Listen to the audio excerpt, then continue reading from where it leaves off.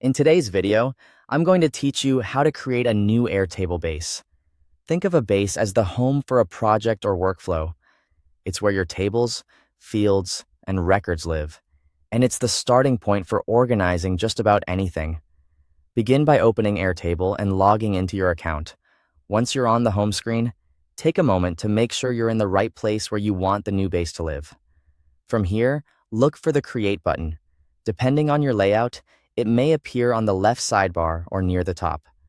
Click Create to start a new base. You'll see several options for getting started. For this walkthrough, choose Start from Scratch. This creates a blank base so you can build exactly what you need without any preset structure. Using Scratch mode is great for learning because it helps you understand how tables and fields work together. Next, give your base a clear, descriptive name. Good names make it easy to find what you need later. For example, you might use Project Tracker if you plan to manage tasks, CRM if you're organizing contacts and deals, or Content Calendar for scheduling posts. Pick something that reflects the purpose of the base and the team or time frame it serves. You can also customize the base with an icon and a color. This step is optional, but it's helpful when you have many bases.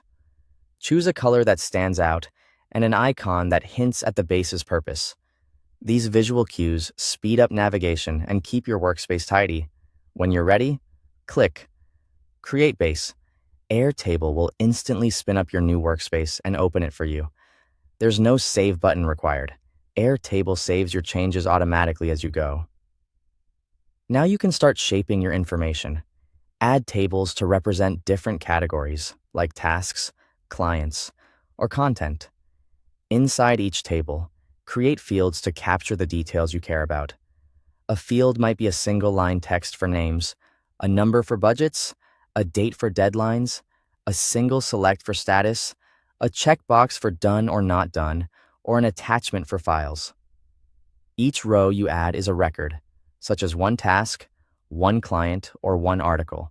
Rename the default table to something meaningful and add more tables as your workflow needs them.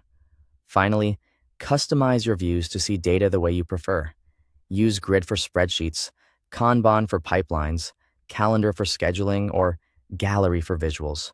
Views don't change your data. They just help you focus on what matters. And that's it. You've created a new Airtable base and set it up for action. Thanks for watching.